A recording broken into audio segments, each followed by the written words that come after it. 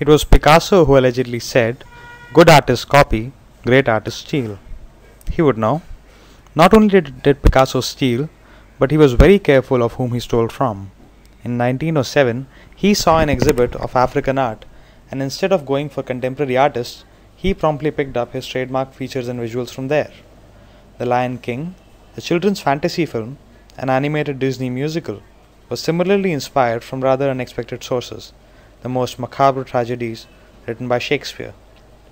Artists, architects, writers have been inspired by their distant professional cousins since forever. The important thing here is cross industry copying. This is something both artists and scientists are really good at. If you look at Buckminster Fuller, you see a polymath. He went on to inspire the scientists who discovered fullerene, which is changing the world around us as we speak. Or look at the art inspired by fractal mathematics, which has been a reference for artists since millennia. Artists have mastered the science of placing existing concepts in completely new contexts. The golden mean can be found not only across natural phenomena but also across art and architecture. The creative fields are just chock full of such examples.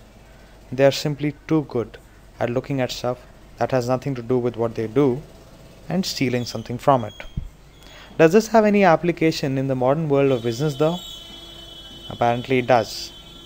Twitter presents an interesting application of this very phenomena. They took something that was already ubiquitous, the short message service of the mobile world, and simply applied it to the internet. That's it. This simple cross-sectoral inspiration now serves over 500 million registered users.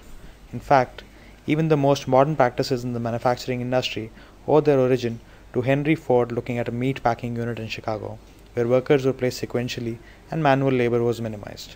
Ford managed to pick up an idea from a slaughterhouse and gave us the modern assembly line, a giant leap in manufacturing.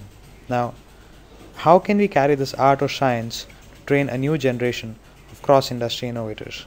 How can we create more Henry Fords and more Buckminster Fullers? To come back to Picasso, all children are born artists.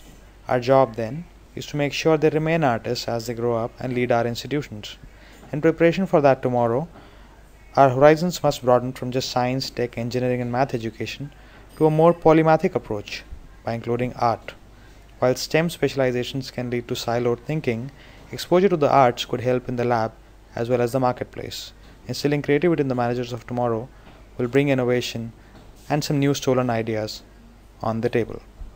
Thank you.